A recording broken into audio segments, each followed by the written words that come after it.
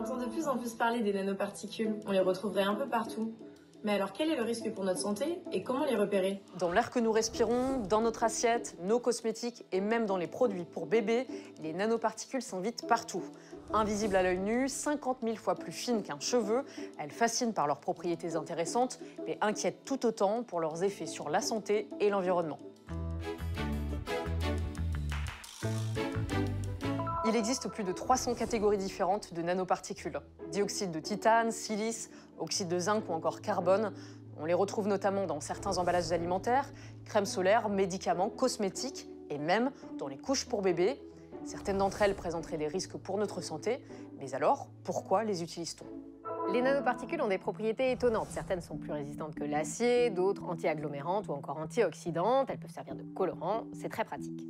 Le problème, c'est que leur petite taille leur permet de traverser certaines barrières biologiques comme la peau ou les intestins. Et ça peut créer des problèmes pour la santé. Par exemple, le dioxyde de titane, qui est utilisé comme colorant dans les médicaments, il peut s'accumuler dans l'organisme et avoir des effets toxiques. Mais alors, comment les éviter ? Il est difficile de les éviter totalement, mais on peut réduire les risques. Pour l'alimentation, mieux vaut privilégier le fait maison et éviter les produits ultra transformés, suremballés. L'autre astuce, c'est une liste d'ingrédients longue et compliquée qui doit vous alerter. Préférez les labels bio qui limitent les additifs. Le label Cosmos, lui, il encadre l'usage des nanoparticules dans les cosmétiques. Et citons enfin le tabac et l'automobile qui sont des sources majeures d'émissions de nanoparticules. Malheureusement, pour l'instant, c'est tout ce qu'on peut conseiller, mais on peut espérer que dans les prochaines années, l'information des consommateurs sur les nanos s'améliore.